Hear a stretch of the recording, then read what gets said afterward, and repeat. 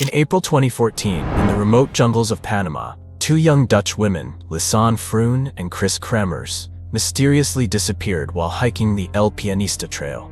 The police quickly launched an investigation, but what they discovered later shocked the world.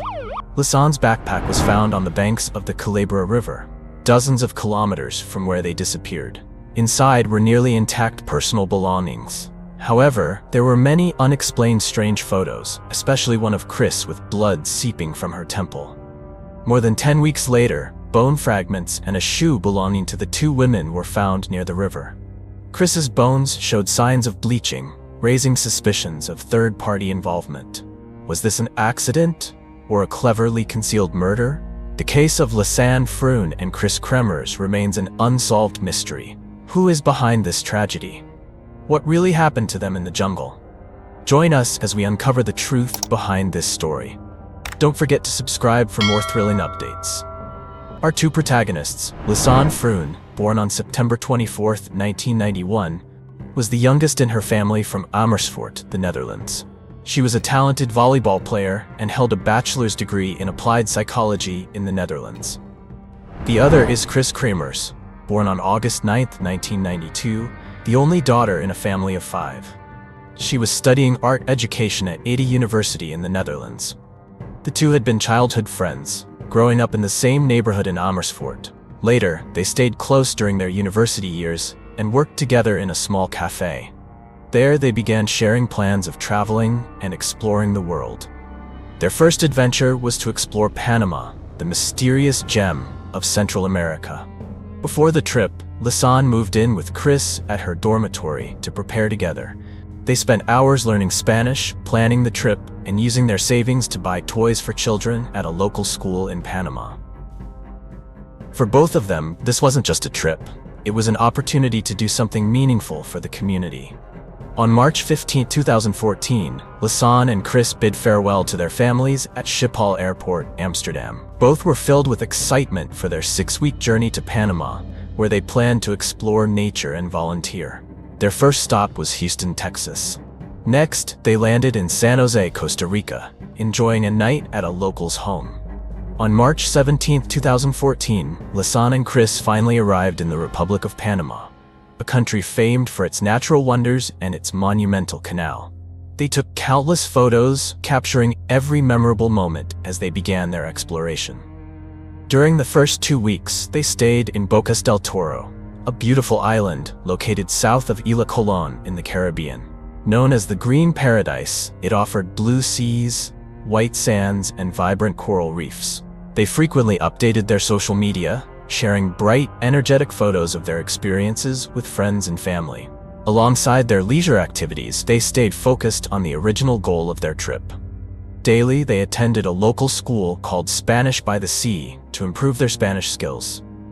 They aimed to enhance their language proficiency to better support their upcoming volunteer work in Boquete.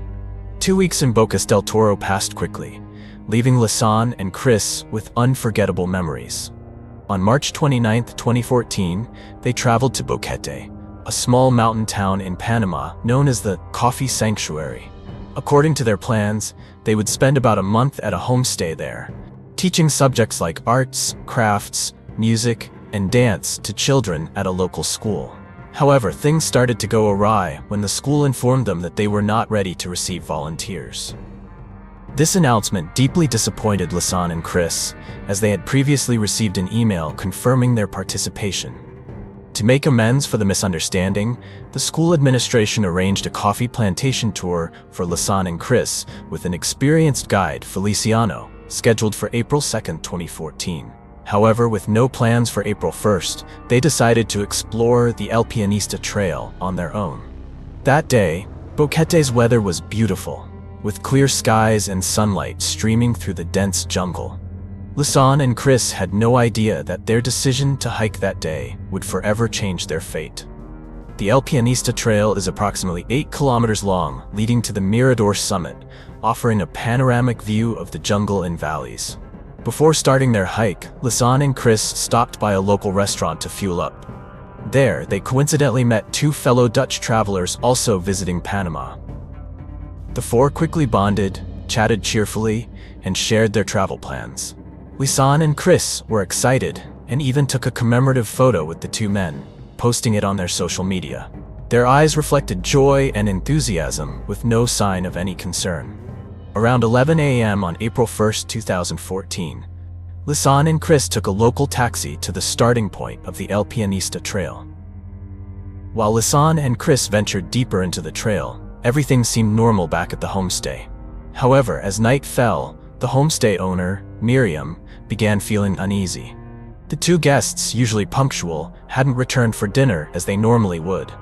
Miriam and her family started searching around the homestay area, but found no trace of Lisanne or Kris.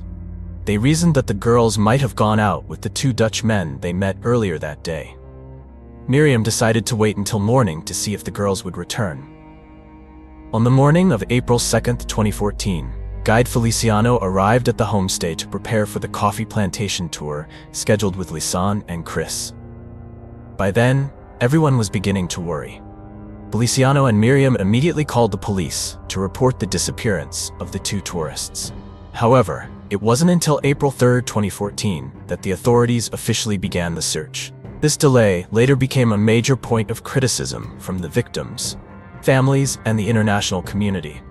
Panama's National Civil Protection System, SINEPROC, was mobilized to search for Lisanne and Kris. Dozens of rescue workers, along with sniffer dogs, began combing every corner of the jungle near the El Pianista Trail. After 3 days of searching, no trace of the girls was found. The rescue team began suspecting that this was no ordinary disappearance. Police and local authorities decided to expand the search area and scale up the rescue efforts. As soon as news of Lisanne Froon and Kris Kremers' disappearance was announced, Panamanian authorities quickly contacted the girls' families in the Netherlands.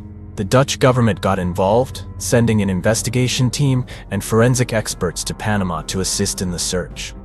Their arrival underscored the seriousness of the case. Panamanian President Ricardo Martinelli appeared on television, promising to do everything possible to find the girls. But these reassurances did little to ease the family's anxiety.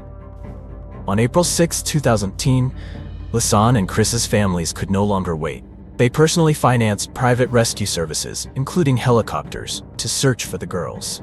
The search spanned a wide area, cutting through the treacherous jungle of Panama.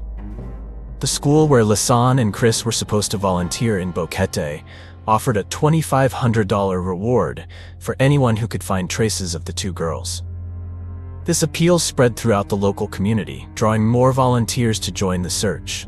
However, the weather became their biggest enemy. The rainy season arrived earlier than expected, turning the jungle into a muddy, slippery, and highly dangerous terrain. Steep cliffs and fast-flowing rivers further complicated the search. The rescue team, led by the director of Panama's rescue agency, reported that they had scoured all 25 different jungle routes. Strangely, no trace, belongings, or evidence of Lisanne and Kris's presence was found. With such an extensive search, we should have found something. This forces us to question, were they lured elsewhere, or has something more serious happened that we don't yet know about? Said the director. Doubts began to arise.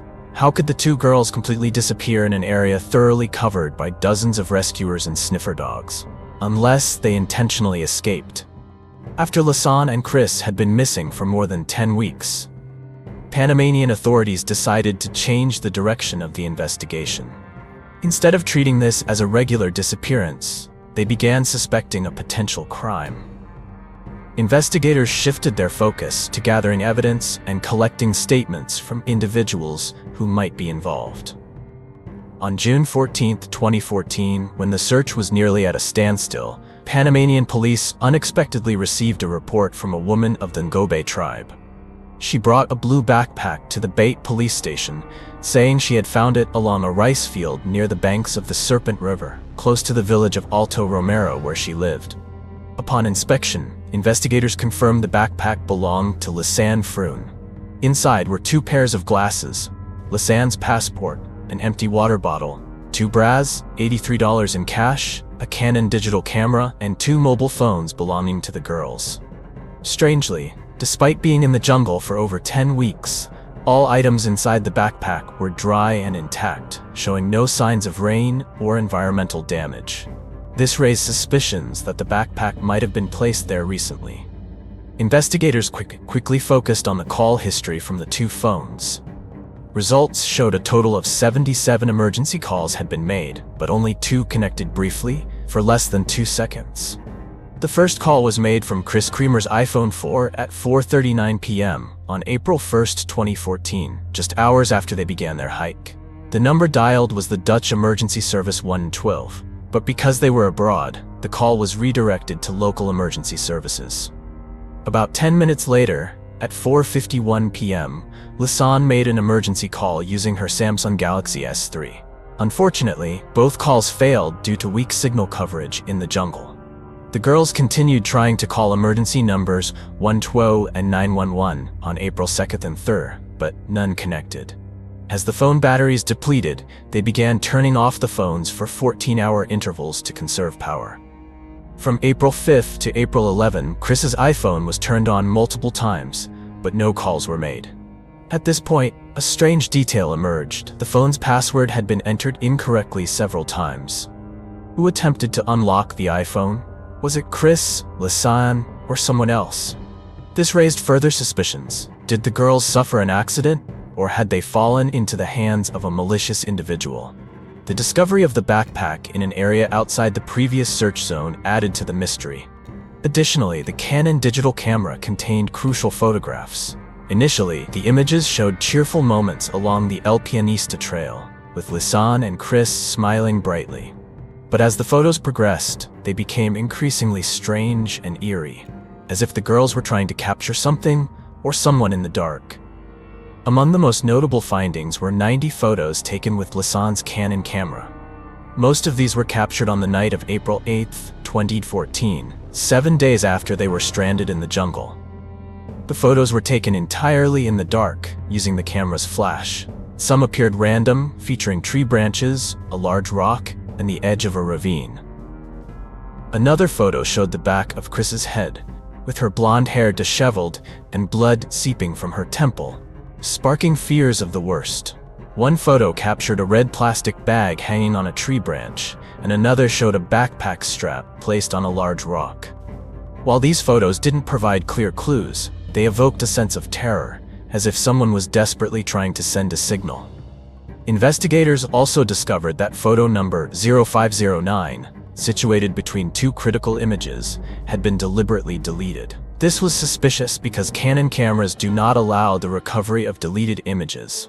This missing photo might have contained critical evidence about what truly happened. With the available evidence, 2 main theories emerged. First, Lisanne and Kris might have used the camera's flash to signal rescuers or scare off wild animals. Second, a perpetrator might have taken the photos intentionally to confuse investigators and disrupt the investigation. The presence of a deleted photo added weight to this suspicion. The backpack, containing the camera and personal items, was found intact and undamaged, despite being in the jungle for 10 weeks. This starkly contrasted with the harsh weather conditions in the area, leading investigators to suspect the backpack was placed there later by someone. Dutch forensic experts examined the backpack and found 30 fingerprints on its surface. Some prints might have belonged to Lisanne and Kris, but others could have been from a perpetrator. However, Panama's careless handling and lack of proper fingerprint storage and matching with potential suspects hindered the investigation. To enhance the search efforts and attract more help, the families of the 2 girls raised the reward to $30,000 for anyone who could provide information leading to the discovery of Lisanne and Kris, or those responsible for the incident. 2 months after Lisanne's backpack was found, hope seemed lost as the search hit a dead end. Then a phone call from Panamanian police plunged the Froon and Kremers families into a nightmare. Police reported that remains of the 2 girls had been found along the Rio Culebra, near where the backpack was discovered. The person who found the remains was none other than Feliciano, the guide who was supposed to accompany the girls on April 2, 2014. According to forensic reports, the pelvic bone was identified as belonging to Kris Kremers, while a foot with incomplete tissue, found inside a hiking boot, belonged to Lisanne Froon. Both remains were scattered along the riverbank. A strange detail emerged. while Lisanne's remains showed signs of natural decomposition due to time and the environment. Kris's bones were stark white, as if they had been deliberately bleached. Forensic experts confirmed this phenomenon was inconsistent with natural weathering effects like rain or sunlight. At the site, a total of 33 bone fragments were recovered.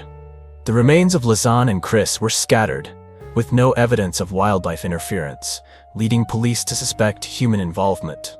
Feliciano's discovery raised many questions.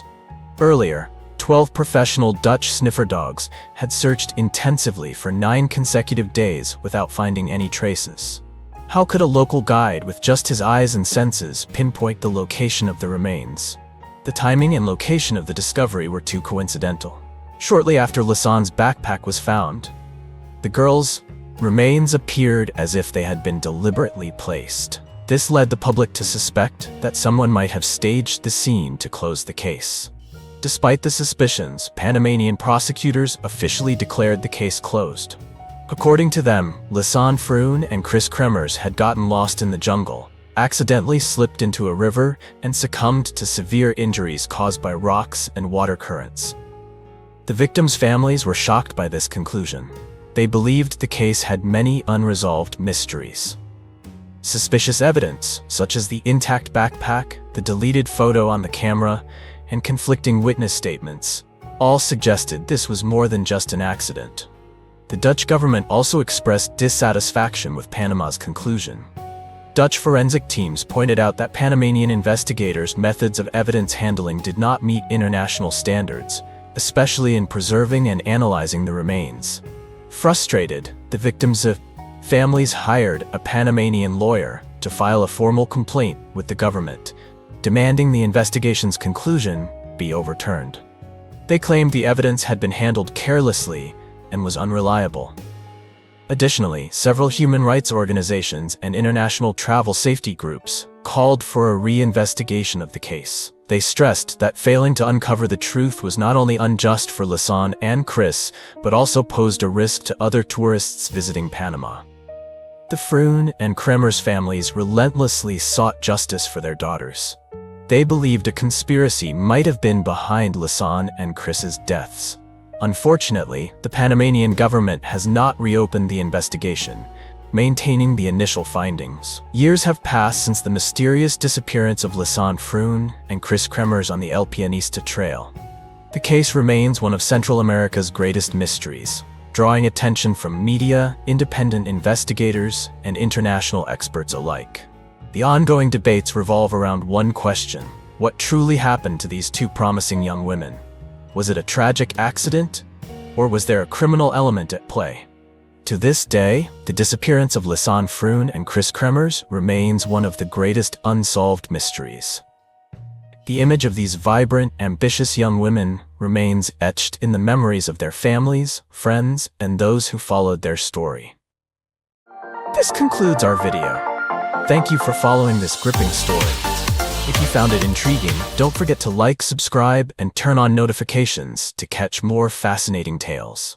In June 1995, at the luxurious Oslo Plaza Hotel in Norway, an unidentified woman named Jennifer Faget was found dead in room 2805, one of the most exclusive rooms in the hotel. Her body was discovered lying on the bed, a gun in her hand, with a bullet wound through her forehead. The room was locked from the inside, with no signs of forced entry, making the case extremely challenging from the outset. No ID, no luggage, no identity. Everything about this woman was a mystery. Was this a simple suicide or a meticulously orchestrated conspiracy? And if it was murder, how did the perpetrator escape? You're about to delve into one of the greatest mysteries in the history of international crime. Don't forget to like, subscribe, and follow us as we unravel this shocking case. The Oslo Plaza Hotel, where the case unfolded, was a symbol of luxury in Oslo, Norway's capital. With 37 towering floors, it was the largest and most modern hotel in the Nordic region at the time. Located in the heart of the city, Oslo Plaza offered breathtaking panoramic views of mountains and fjords, and frequently hosted international conferences, politicians, business elites, and celebrities. It was within this serene and sophisticated setting that the crime occurred. creating a chilling contrast between the tranquility outside and the dark mystery hidden within room 2805. It all began on May 31st, 1995. At 10 p.m. a young woman with fair skin, short black hair, and blue eyes walked into the hotel. She spoke fluent German and English, wore a long dress, knee-high socks, and high heels. The woman checked in under the name Jennifer Faget and listed a companion as Louis Faget. She booked room 2805, one of the hotel's most exclusive suites on the 28th floor, offering a stunning panoramic view of Oslo, priced at a hefty 1,845 Cr per night. At 10:44 p.m., she used the smart card key to unlock the room for the first time. By early morning on June 1st, the room key system recorded that the door was opened at 12:21 a.m., then again at 8:34 a.m. the same day. These were the first recorded activities in room 2805 after Jennifer checked in. At noon on June 1st at 12:50 p.m., housekeeping staff attempted to clean the room as per the daily schedule. The manager noted that the room showed no signs of use. The bed was neatly made as it was initially, and there was no indication anyone had slept there. An extra blanket was provided but remained unused. On the morning of June 2nd, 1995, at 8:50 a.m., the system recorded the door of room 2805 being opened. Shortly afterward, Jennifer Faget appeared at the reception desk. With a confident demeanor, she requested to extend her stay until Sunday, June 4th. Everything went smoothly, as room 2805 had no reservations in the coming days. Jennifer only needed to pay an additional fee. However, after requesting the extension, she did not make payment at the desk. This left the receptionist feeling inconvenienced but hesitant to insist directly, as the hotel catered to an elite clientele. To address the situation, the receptionist sent a notification through the TV system in room 2805, requesting Jennifer to contact the desk. A while later, the word OK appeared on the screen, confirming that the message had been received. However, Jennifer still did not settle the payment.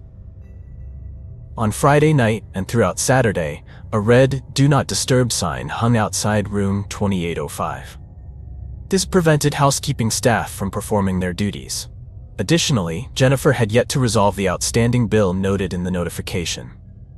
To finalize the procedures, on the evening of June 3, 1995, the receptionist reported the matter to the hotel security department.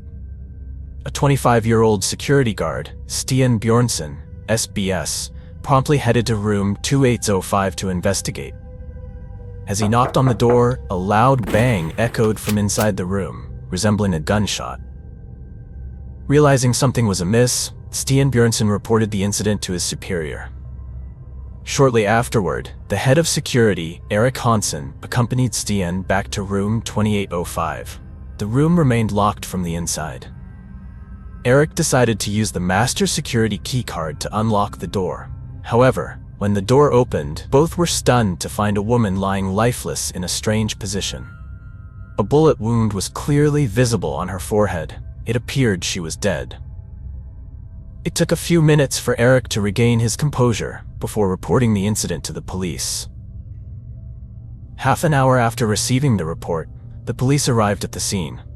On the bed lay the body of a young woman, dressed in black silk shorts and red high heels.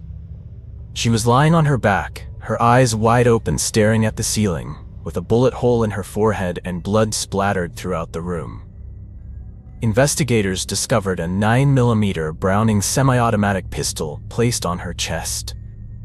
The victim's thumb was on the trigger, while the muzzle of the gun was stained with blood, a suspicious sign suggesting this might not have been a suicide. The TV in the room was still on, while the room itself was strangely tidy. There were no signs of disturbance or scattered belongings. The victim's fingerprints were found throughout the room, on 3 empty soda bottles, a glass, a bag of potato chips, and a bottle of perfume placed on a small table near the window. Forensic technicians confirmed there were no signs of anyone else having been in the room. The door was double locked from the inside, and both room key cards were found at the scene. The window was slightly ajar, but the exterior was lined with reflective glass extending 28 floors down, making escape nearly impossible. All initial details suggested the victim had been alone in the room at the time of the incident, implying she had committed suicide. However, this did not explain a series of strange details, leading investigators to question the true nature of the case. The first question was, who was Jennifer Faget? Police examined the hotel registration, which listed her name as Jennifer Faget, along with personal details such as her birth date, phone number, and address. The address on the registration led to a small town in Belgium. Norwegian police contacted local authorities in Belgium, asking them to inform Jennifer Faget's family about her death. But the response they received plunged the case into a strange deadlock. No woman named Jennifer Faget was registered in that town. In fact, the name did not exist in the Belgian government's population database at all. Norwegian police then attempted to match the victim's face with international databases, but once again, no information matched. This left investigators in a dilemma. This woman did not exist in any official records. The name Jennifer Faget might have been a carefully crafted alias used to conceal something. Subsequent clues only deepened the mystery. Upon closer examination of the hotel registration, investigators found that the victim had misspelled her own name not once, but twice, writing Faget as forget. This small detail was noteworthy in a case involving a blurred identity. Furthermore, other details on the registration form, such as her workplace, phone number, and postal code, were confirmed to be non-existent. Police also traced 2 phone numbers that the victim had called from the hotel room. Both numbers turned out to be fake. Forensic experts made another shocking discovery. Jennifer Faget was not 21 years old as stated on the registration, but was estimated to be between 25 and 35 years old. These clues clarified that the victim not only used a false identity, but also deliberately fabricated an untrue story about herself. If Jennifer Faget, the woman presumed to have committed suicide in room 2805, did not exist in any documents or databases, then who was she? And what really happened in that hotel room? Norwegian police decided to take the victim's fingerprints to compare them against Interpol's international database. Yet again, the results were disappointing. The victim's fingerprints did not match any records in the world. Attempts to search the hotel room for additional clues also proved fruitless. Items such as a passport, wallet, credit cards, cash, keys, or plane tickets, none were found at the scene. Even personal items like a toothbrush, comb, or cosmetics were absent. Only one personal item was discovered in the room, a men's cologne bottle placed on a small table near the window. Described as having a strong, masculine scent, it did not match the elegant and meticulous image of the victim. She had carefully applied makeup, and her teeth were bright white, indicating excellent personal care. This was a puzzling and contradictory detail.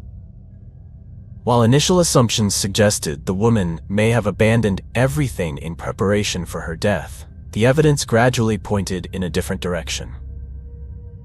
All the labels on the victim's clothes, except for the ones she was wearing when she died, had been systematically removed. This was not an ordinary act by a typical individual. In reality, most people only remove clothing labels when they cause discomfort. However, the complete removal of all labels on her clothes was far from coincidental. A Norwegian intelligence officer, Mr. Ola Kander, theorized that this systematic removal was a classic method used by spies or large criminal organizations to hide identities. If true, Jennifer might have been a secret agent who was being tracked and killed. But if so, who tracked and murdered her? All suspicions focused on the man Jennifer listed in the hotel registration under the name Louis Faget. However, according to hotel staff, this man did not provide any identification when checking in. More strangely, from that point onward, this man never returned to the hotel and completely disappeared. At that time, security cameras were not widespread, making it impossible for the police to track him. Of course, the name Louis Faget could also be fake. So what was the purpose of Jennifer registering under this name? Yet, illogical details continued to emerge. First, the crime scene showed Jennifer holding the gun in her right hand, with her thumb on the trigger. However, strangely, there was no blood on this hand. This raised suspicions. Could this have been staged by the perpetrator to make the scene look like a suicide? A forensic expert in Oslo pointed out that in gun-related suicides, blood splatter would be inevitable, and the hand holding the gun would almost certainly be covered in blood. Jennifer's completely clean hand defied typical forensic rules. Additionally, the 9mm Browning gun Jennifer held was not the type of weapon easily acquired. The gun's serial number had been professionally erased using acid. Forensic lab experts confirmed that this was not the work of an amateur, but someone with high skills and specialized equipment. Additionally, if it were a suicide, the victim would press the gun tightly against her head. The bullet, exposed to high heat and friction inside the barrel, would raise its surface temperature significantly. This could cause the bullet's surface temperature to rise to approximately 200 degrees Celsius to 300 degrees Celsius, leading to burns on the skin at the wound site. However, the gunshot wound on Jennifer's forehead showed no signs of thermal burns. At this point, the chief pathologist at the University of Oslo, Mr. Tor Rum, firmly opposed the police's conclusion that Jennifer had committed suicide, arguing that these details indicated a much more complex conspiracy. Mr. Tor Rum highlighted that the Browning 9mm semi-automatic gun had significant recoil, strong enough to leave scratches or bruises on the shooter's hand. Yet, Jennifer's hands showed no signs of such injuries. Another detail that puzzled the police: the gun had fired 2 bullets. One struck Jennifer, while the other was found embedded in a pillow. Could someone have tested the gun before shooting Jennifer? Furthermore, in a black bag next to the bed, there were a total of 25 bullets, bringing the total ammunition in the room to 34, a significantly excessive amount if Jennifer only intended to commit suicide. Strange details continued to emerge from Jennifer's clothing inventory. The room contained 3 jackets, a short silk blouse, and 4 bras. However, there were no long pants, skirts, or underwear to be found. Had Jennifer left her clothes elsewhere, or had someone taken them along with her suitcase? Jennifer's choice of attire also raised questions. All the clothing items found in the room were high-end, except for the silk shorts Jennifer was wearing at the time of her death. A witness, a housekeeping staff member, testified that she had previously seen a very beautiful pair of shoes that left a strong impression, but those shoes were not found at the scene. Who might have taken Jennifer's shoes and other belongings? The more the police investigated, the more they believed this was not a typical suicide. Was Jennifer a target of an intelligence operation? Or could she have been an agent on the run, and her death was merely the tip of a larger conspiracy? What do you think? As for me, I firmly believe Jennifer was murdered. First, because of the numerous unresolved mysteries, and second, it's unlikely someone committing suicide would go to such lengths to hide personal items. Due to the lack of evidence and the inability to identify the victim, Norwegian police found themselves at a dead end. All fingerprints in the room belonged solely to the mysterious woman. There was no DNA from any other individual.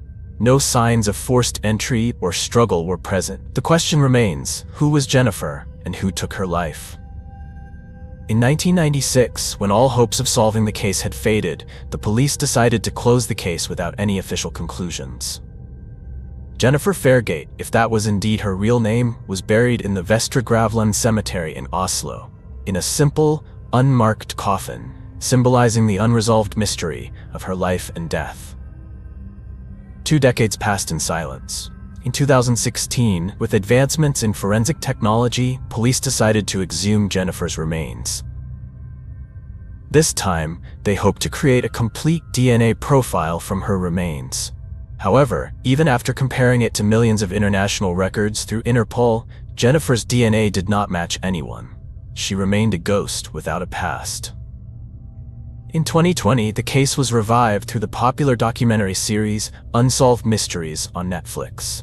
The program reconstructed the chilling events at the Oslo Plaza Hotel and invited experts and witnesses to analyze the perplexing details further. However, despite capturing global public attention, the program did not yield any breakthroughs. To this day, the true identity of Jennifer Faget and the cause of her death remain unsolved mysteries. Was she a spy, a victim of an international crime conspiracy, or simply a woman who took her deepest secrets to the grave? These questions continue to haunt not only Norwegian police, but also millions of curious minds worldwide. This concludes our video. Thank you for following this captivating story. If you found this video interesting, don't forget to like, subscribe, and turn on notifications to ensure you don't miss our next fascinating tales. A wild party with 11 men ended with the mysterious death of Christine, a beautiful flight attendant. Bruises, scratches, and traces of semen on her body raised suspicions that she might have been assaulted to death. Police quickly identified the 11 men at the party as the main suspects. Conflicting statements, evidence discrepancies, and the victim's family's outrage pushed the case into the media spotlight. Then, a surprising twist emerged. The police declared all suspects innocent. Was this explanation convincing, or just a cover-up for the truth? The case became a symbol of the Philippine justice system's failures and the injustices victims endure. This is entirely a true story. Join us as we uncover dark secrets and gripping twists you've never heard before. Don't forget to like and subscribe to explore this story with us. The central figure of this story is Christine Dacera. Born on April 13, 1997, in General Santos, she was the second of 4 siblings. From a young age, Christine stood out with her natural beauty. Neighbors often praised her sweet and elegant appearance. Christine wasn't just beautiful. She was also an excellent student, always at the top of her class, becoming the ideal role model in the eyes of parents. In 2017, she participated in the Miss Universe Philippines pageant and won the title of first runner-up. However, she didn't achieve significant fame in the entertainment industry, but she never gave up. Christine decided to pursue another dream, becoming a flight attendant. With confidence and talent, she quickly passed the rigorous selection process and officially joined the Philippine Airlines crew in 2019. This success marked a significant turning point in Christine's life. To facilitate her work, Christine Dacera moved to Manila, the bustling and vibrant capital of the Philippines.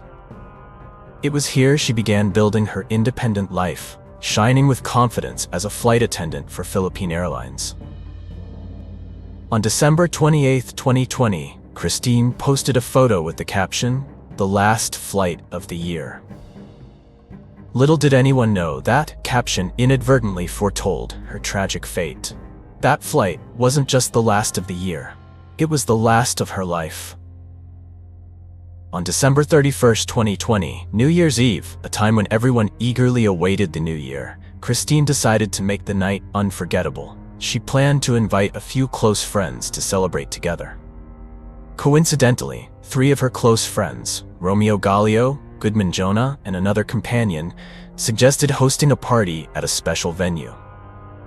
After some discussion, they chose the 4-star City Garden Hotel in Makati, a location renowned for its luxury and excellent service.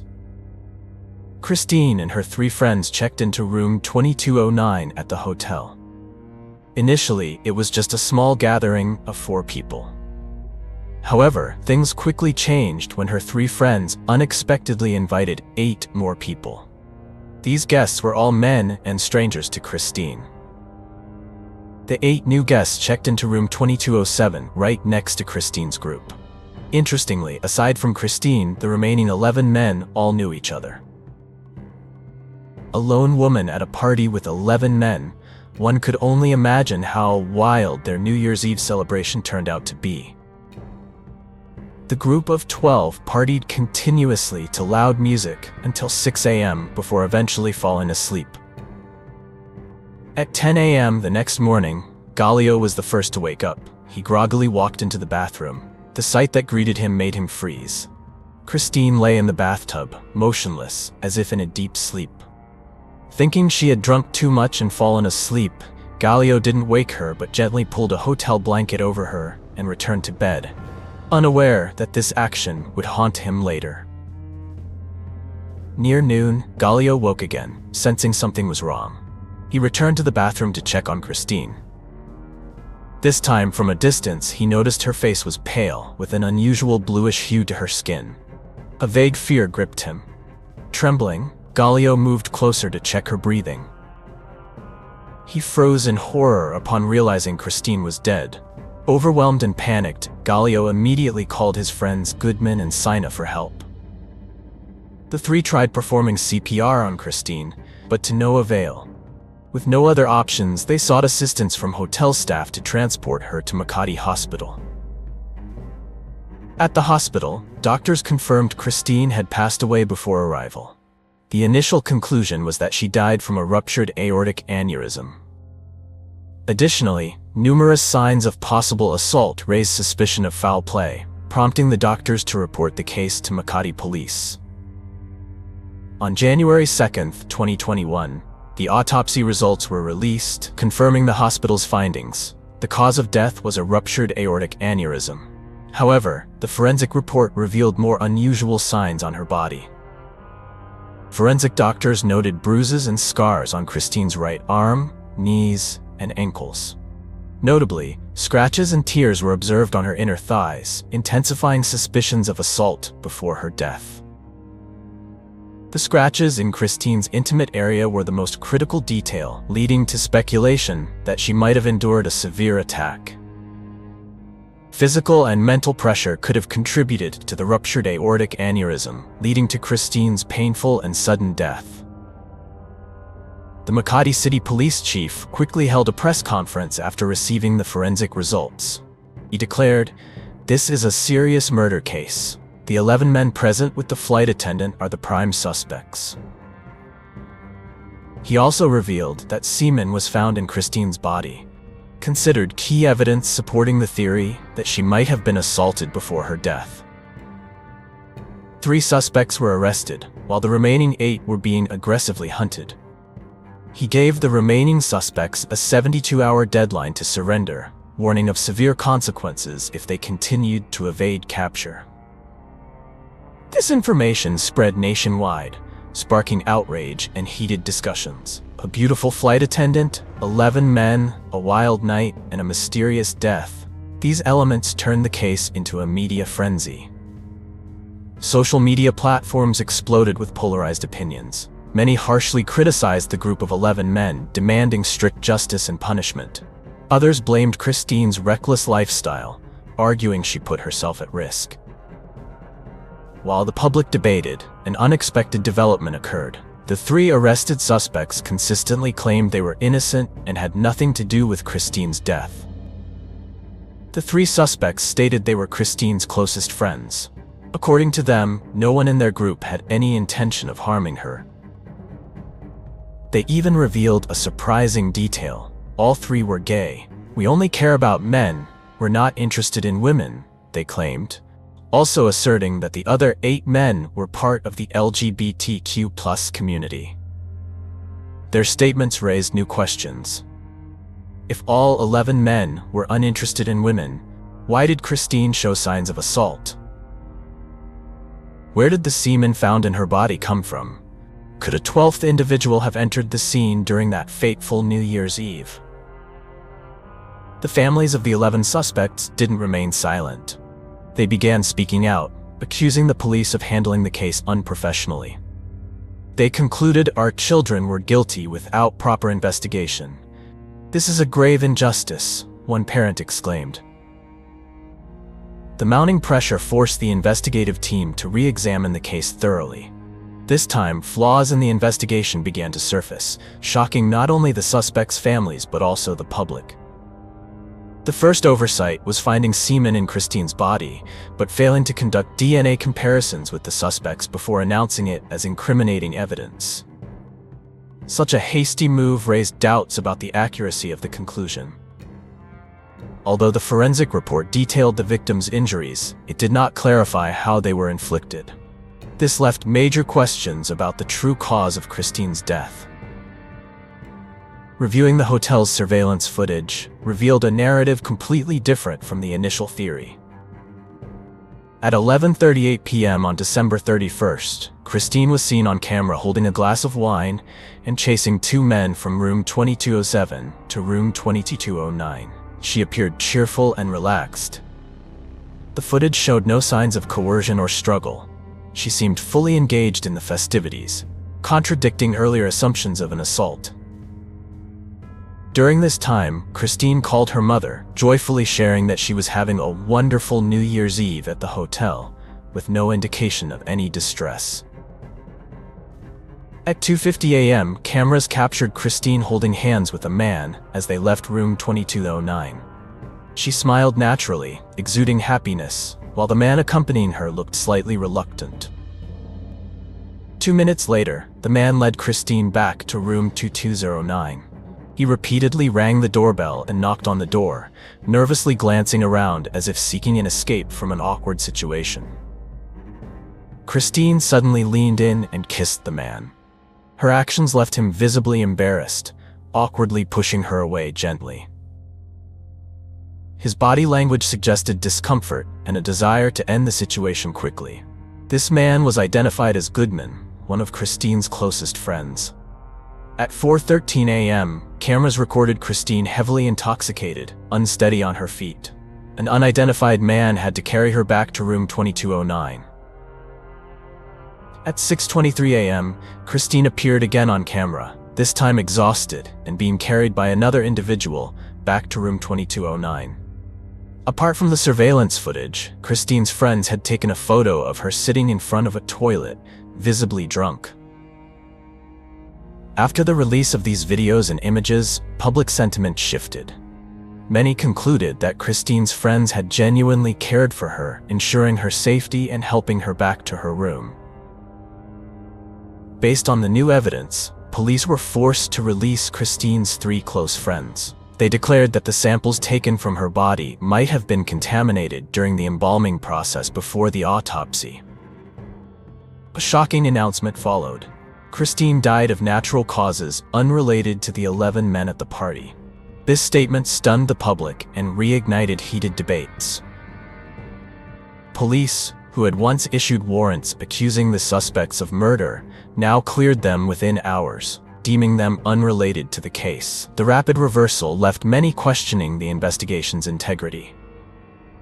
Public outrage grew, criticizing the police's inefficiency and transparency. Questions about corruption and mishandling of the case echoed throughout the nation. Speculation arose that the suspects' families had leveraged their wealth and influence to pressure law enforcement. The public demanded a thorough and transparent reinvestigation, urging the removal of any corrupt elements. Christine's family insisted that she had been drugged and abused before her death. Her mother declared she was willing to have her daughter's body exhumed for another autopsy if necessary. The grieving mother told the press, "I cannot accept any hasty conclusions. If necessary, I will do whatever it takes to ensure justice is served. My daughter did not deserve such an unjust death." Her statement immediately sparked a wave of strong public support. Christine's family officially filed a lawsuit against the police and related agencies, accusing them of negligence and carelessness in the investigation. Additionally, Christine's mother appealed directly to the President of the Philippines, urging him to seek justice for her daughter. On January 27, 2021, after weeks of investigation, the Philippine National Bureau of Investigation held a press conference to release the final forensic report. The report revealed that Christine's heart weighed 500 grams, far exceeding the average weight of 300 grams for a normal person. Experts concluded that this condition might have resulted from a sudden spike in blood pressure, leading to the ruptured aortic aneurysm, the direct cause of death.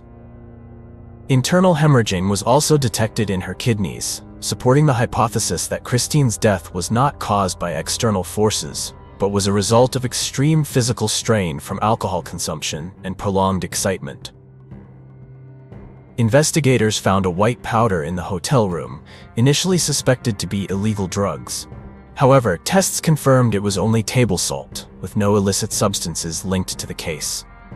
Separate tests conducted on the 11 suspects revealed no traces of illegal substances in their bodies. However, a small amount of medication for high blood pressure was found in Christine's system, providing another clue about her health condition. The bruises and abrasions on Christine's body remained controversial. While there was no direct evidence linking them to foul play, investigators suggested they could have resulted from drunken falls or the process of transporting her to the hospital in a wheelchair. Christine's close friends insisted they did everything possible to save her. They recounted performing CPR when they found her unresponsive before seeking hotel staff's assistance to get her to the hospital. On April 23, 2021, the police released a 19-page investigation report concluding that there was insufficient evidence to classify the case as a homicide. The report emphasized that none of the suspects had any motive for a crime, and their actions were solely aimed at helping Christine. Christine's death was ruled to have been caused by natural factors, including alcohol consumption, excitement, and underlying health conditions. After months of debate, the police officially dismissed all charges against the 11 suspects due to a lack of evidence. They asserted that there was no criminal activity linked to the group and declared the case closed. Nevertheless, public outrage persisted. Christine's family continued to accuse the 11 men of committing a crime and lying. They claimed the evidence was tampered with and demanded an independent investigation. In response, 5 of the 11 men filed counter lawsuits against Christine's family, accusing them of defamation and slander on social media, escalating the legal battle for months. On February 7, 2022, over a year after Christine's death, the police once again stated that all accusations related to her death were unfounded. They also issued an official statement declaring the case closed and urged the public to stop spreading rumors. Additionally, the police announced that City Garden Hotel was fined and suspended from operating for 6 months for violating pandemic protocols. At the time of the incident, government regulations strictly limited 2 people per room. The hotel violated these rules by allowing the group of 12 to host an unauthorized party. However, the case could not simply end there. Christine's family refused to accept the closure and continued to demand a review of the case by the Philippine government. Meanwhile, some Filipinos believed the case had been manipulated by financial influence. Reports of the suspects' affluent backgrounds fueled suspicions that they used money to pressure law enforcement and investigative agencies. Facing pressure from all sides, the Philippine government pledged to reform its investigation system to ensure similar incidents would not occur in the future. However, this promise did little to quell public skepticism and anger. The Christine Dacera case became a symbol of the justice system's weaknesses and the injustices victims endure. It also highlighted issues of discrimination and inequality in society, prompting calls for comprehensive reform. This concludes today's story. Thank you for watching this thrilling account. If you found it intriguing, don't forget to like, subscribe, and hit the notification bell to ensure you don't miss our next captivating stories.